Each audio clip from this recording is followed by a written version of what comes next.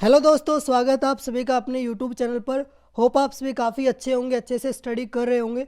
तो दोस्तों, आज से हम अरिहंत चैप्टर वाइज के क्वेश्चंस को डील करने वाले हैं। अगर फिजिक्स की बात करें तो हम डेली 1 चैप्टर उठाएंगे, उससे रिलेटेड जितने भी क्वेश्चंस आपके गिवन है इसके अंदर ही, बुक के अंदर ही, उनको हम 1 बाय 1 सोल्व करेंगे विद फुल एक्सप्लेनेशन। होप आप सभी को काफ़ी इन्जॉय आएगा इसके अंदर। तो चलिए फिर स्टार्ट करते हैं।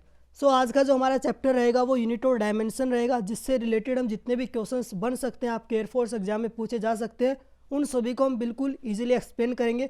चलिए फिर स्टार्ट करते हैं। तो इसको स्टार्ट करने से पहले मैं बता दूं, जैसे आपको पता होगा यूनिट और डायमेंशन से जो क्वेश्चन बनते हैं उनका लेवल काफ़ी कम रहता है। उससे आपको ओनली डायमेंशंस पूछे जा सकती हैं, यूनिट्स पूछी जा सकती हैं, तो बिल्कुल ईजी रहेगा।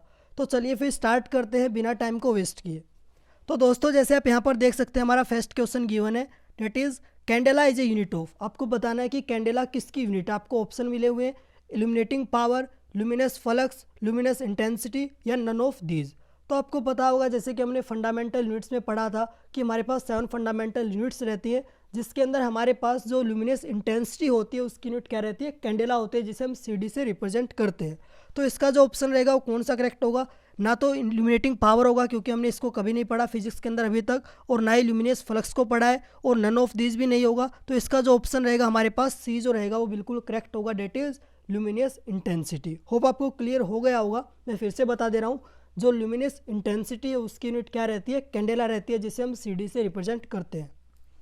अब सेकंड क्वेश्चन की बात करते हैं, विच of the following is not a unit of distance. हमें बताना है इन 4 ऑप्शंस के अंदर से कौन सा ऑप्शन यूनिट की जो डिस्टेंस है उसकी यूनिट नहीं है। तो अगर पहले बात करते हैं फर्मी की, तो आप सभी को पता होगा एक फर्मी में कितने मीटर रहते हैं, 10⁻⁻15 मीटर रहते हैं। अगर एंगस्ट्रॉम की बात करें तो एक एंगस्ट्रॉम किसके इक्वल रहता है, 10⁻10 मीटर के इक्वल रहता है। अगर एक माइक्रोन की बात करें तो 10⁻6 मीटर रहता है। अगर स्टीरेडियन की बात करें तो स्टीरेडियन किसकी यूनिट रहती है हमारे पास, सॉलिड एंगल की। तो इसके अंदर आपको बताना था डिस्टेंस की कौन सी यूनिट नहीं होगी।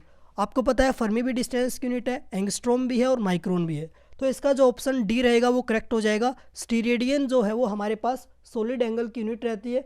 जैसा हमने देखा था कि हमारे पास फंडामेंटल क्वांटिटीज़ रहती हैं, डिराइव्ड यूनिट्स रहती हैं, और हमारे पास सप्लीमेंट्री यूनिट्स भी होंगी। अगर हम सप्लीमेंट्री क्वांटिटीज़ की बात करते हैं तो हमारे पास वहाँ पर 2 टाइप्स के रहते हैं। फर्स्ट वन रहता है हमारे पास रेडियन, और सेकंड रहता है स्टीरेडियन। रेडियन जो रहेगा वो प्लेन एंगल के लिए रहेगा, और स्टीरेडियन जो होता है वो सॉलिड एंगल की हमारे पास यूनिट रहती है। तो आपको क्लियर हो गया होगा सेकंड क्वेश्चन भी। तो इनमें से डिस्टेंस की कौन सी यूनिट नहीं होगी, डेट इज़ स्टीरेडियन। अब थर्ड क्वेश्चन की बात करते हैं, that is parsec is the unit of. हमें बताना है पारसेक किसकी यूनिट है।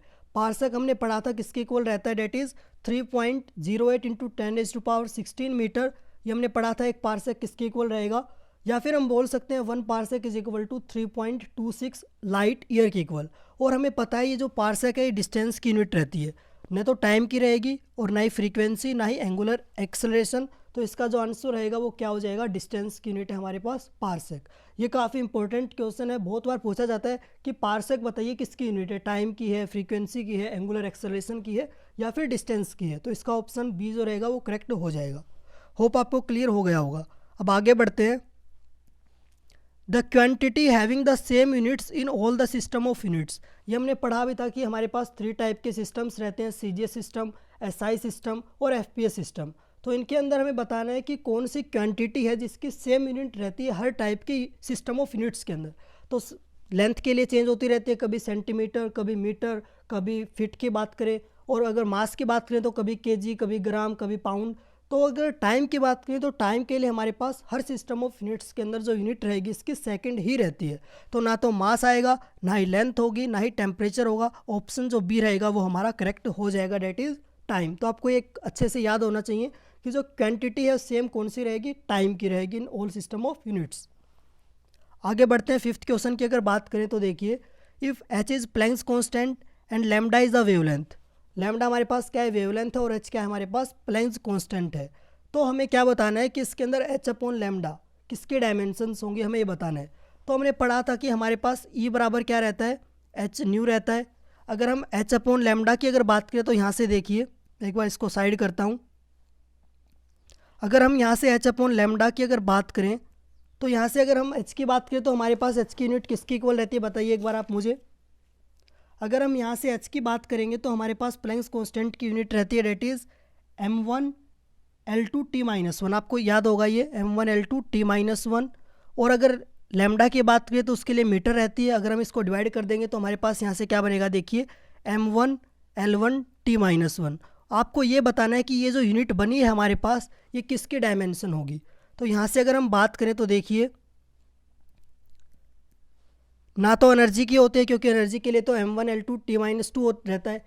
वेलोसिटी के लिए हमारे पास L1 T-1 होता है। मास के लिए M1 रहता है। मोमेंटम की अगर बात करें तो उसके लिए M1 L1 T-1 रहता है, जो कि इसकी यूनिट हो जाएगी। तो फिफ्थ की अगर बात करें तो h/λ की जो डायमेंशंस रहेंगी वो मोमेंटम की जो डायमेंशन रहती है उसकी इक्वल रहती है। होप आपको क्लियर हो गया होगा ये भी। अब आगे बढ़ते हैं। The physical quantity which do not have the same dimensions as the other three. ऐसे टाइप के क्वेश्चंस आपके काफ़ी बार पूछे गए हैं और पूछे जाएंगे भी।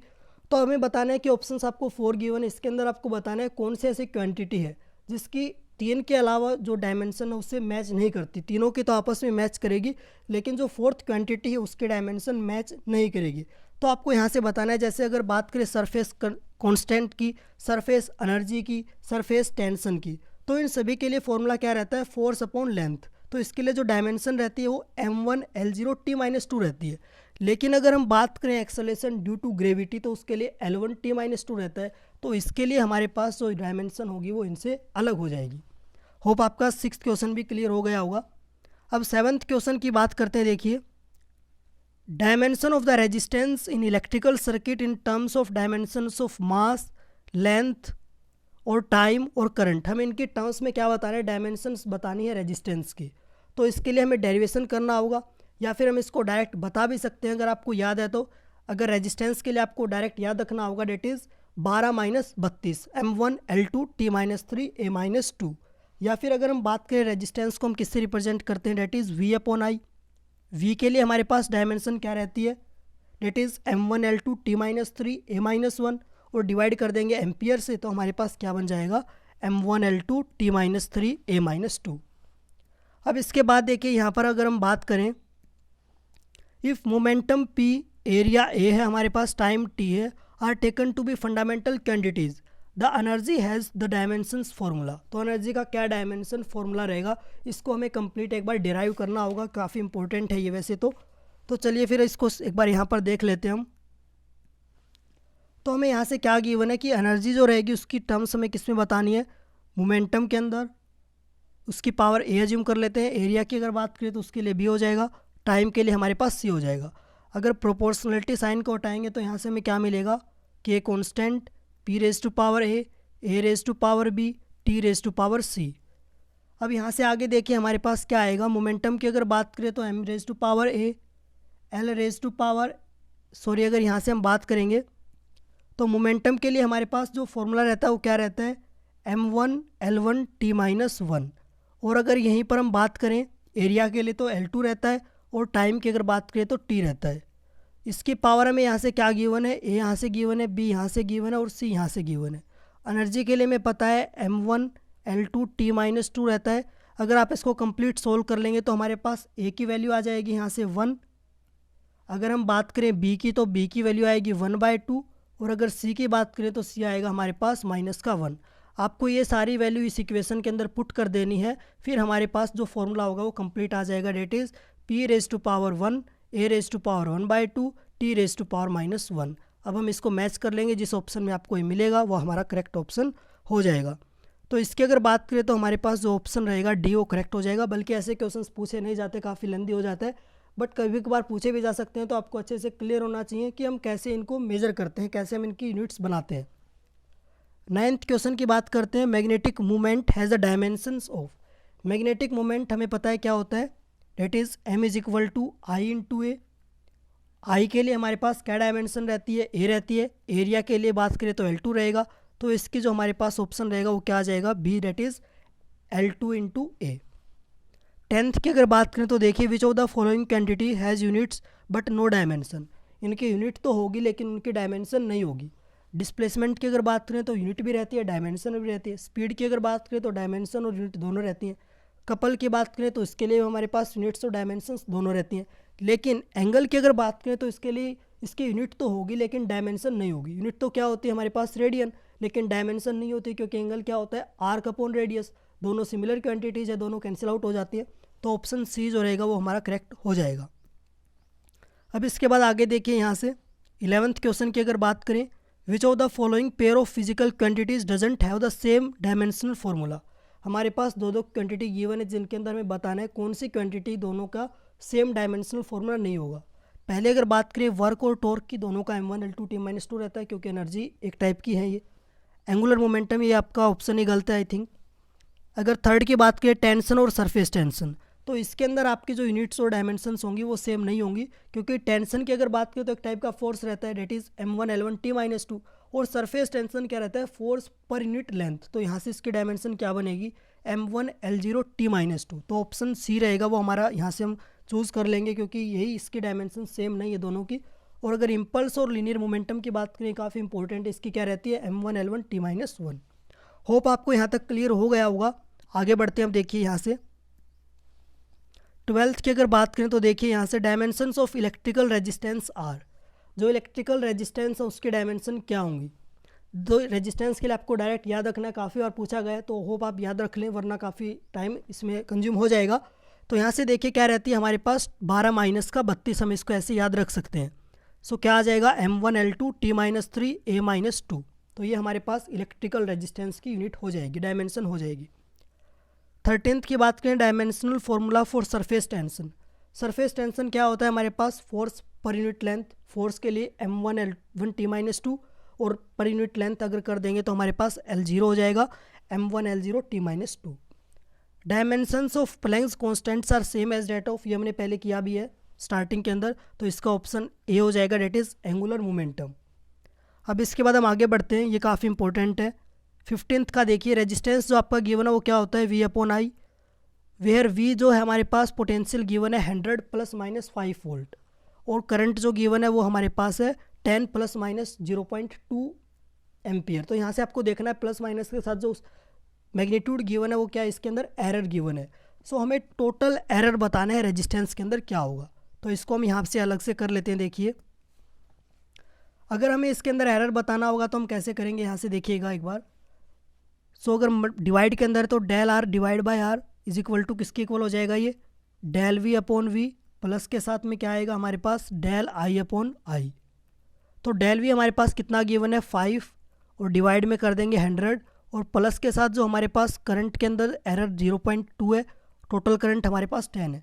अगर इसको सोल्व कर लेंगे तो हमारे पास 5 + 2 आ जाएगा, डेट इज़ 7। दोनों साइड हम मल्टीप्लाई कर देंगे 100 के साथ, तो 7% क्या आ जाएगा हमारे पास इसके अंदर एरर आ जाएगा। तो इसका जो आंसर रहेगा हमारे पास 7, डेट इज़ बी ऑप्शन हमारा करेक्ट हो जाएगा। होप आपको क्लियर हो गया होगा। अब इसके बाद देखिए हमारे पास 16th question, the length and breadth of a rectangular sheet are measured to be 5.7 centimetre and 3.4 centimetre. Length हमारे पास 5.7 है, ब्रेड्थ हमारे पास 3.4 है। इसके अंदर जो हमारे पास स्केल है उसकी रीडिंग हमारे पास 0.1 सेंटीमीटर तक आती है। जो परसेंटेज एरर होगा एरिया ऑफ सीट के अंदर वो हमें बताना है। तो एरिया क्या होगा हमारे पास, लेंथ इंटू ब्रेड्थ होगा, लेकिन लेंथ और ब्रेड्थ दोनों के अंदर अलग अलग एरर हमें गिवन है। तो पहले हम क्या कर लेंगे, जो इनके अंदर एरर है वो तो 0.1 है, तो इसको भी हम यहाँ से कर लेते हैं एक बार। देखिए तो हमारे पास अगर बात करें तो डेल ए डिवाइड बाय ए किसके इक्वल हो जाएगा, यहाँ से एक बार देखिए आप, del L divide by L, और प्लस के साथ हम डेल B/B कर सकते हैं। तो इसकी जगह 0.1 पुट कर देंगे, और लेंथ हमारे पास 5.7 है, और प्लस के साथ 0.1, और ये हमारे पास 3.4 है। इसको अगर सोल्व करेंगे तो हमारे पास कितना आएगा, देखिए यहाँ से डेट इज़ 4.7%। बिल्कुल ईजी, आपको ओनली वैल्यू पुट करनी है, बस आपको आना चाहिए कि कैसे हम एरर को कैलकुलेट करते हैं, परसेंटेज एरर को। तो ऑप्शन ए जो होगा इसका करेक्ट हो जाएगा। आगे बढ़िए 17 के अंदर, a glass plate is of length दे दी हमारे पास 3.5, विड्थ है 1.5, मैक्सिमम पॉसिबल एरर बताना है measuring area of the plate. तो सेम वही करना है हमें, पहले हम जो इसके अंदर एरर आएगा वो कैलकुलेट कर लेंगे, डेट इज़ 0.1 एज्यूम करके। तो हमारे पास डेल ए डिवाइड बाय ए आ जाएगा। फिर जो कंप्लीट हमारे पास एरिया आएगा, अगर दोनों की मल्टीप्लाई करेंगे तो जो एरर आएगा उसकी मल्टीप्लाई करा देंगे इसके साथ, तो हमारे पास जो आंसर आएगा वो 0.5 सेंटीमीटर आ जाएगा। होप आप इसको अच्छे से कर लेंगे खुद से ही। अब इसके बाद देखिए हमारा नेक्स्ट क्वेश्चन है, the length breadth and thickness of metal seat हमें गिवन है, लेंथ ब्रेड्थ और हमारे पास थिकनेस है। वॉल्यूम हमें बताना है करेक्ट सिग्निफिकेंट फिगर्स के अंदर। आपको इन सभी की मल्टीप्लाई करनी होगी, क्योंकि वॉल्यूम क्या रहता है, length into breadth into height. अगर वॉल्यूम आप निकालेंगे यहाँ से क्या आएगा, 0.08552 के आगे चला जाएगा। लेकिन हमें किसके अंदर बताना है, करेक्ट सिग्निफिकेंट फिगर्स के अंदर बताना है। तो 5 के बाद में हमारे पास चेंज नहीं होगा, क्योंकि हम यहीं तक कर सकते हैं, क्योंकि ये नहीं होगा, ये भी नहीं होगा, और यहाँ तक छोड़ दिया तो ये भी गलत है। तो हम इसको करेक्ट सिग्निफिकेंट फिगर्स यहाँ तक कर सकते हैं। होप आपको क्लियर हो गया होगा।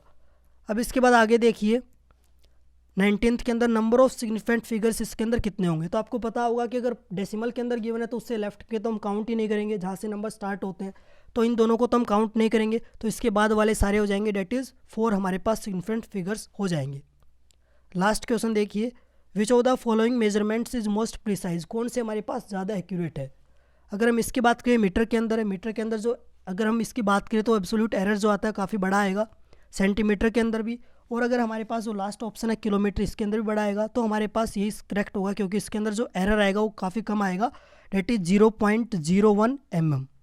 होप आपको क्लियर हो गए होंगे जितने भी आज हमने क्वेश्चंस डिस्कस किए हैं। अगर कोई भी डाउट रहता हो तो आप कमेंट सेक्शन में कमेंट कर सकते हैं। और अगर आपने चैनल को अभी नए आए हैं तो अभी चैनल को सब्सक्राइब कर सकते हैं, बेल आइकन को प्रेस कर लीजिए, क्योंकि हम डेली इसके प्रैक्टिस करने वाले हैं चैप्टर वाइज। होप आप सभी को क्लियर हो गया होगा। Okay then, thanks a lot, keep studying, keep growing, good bye.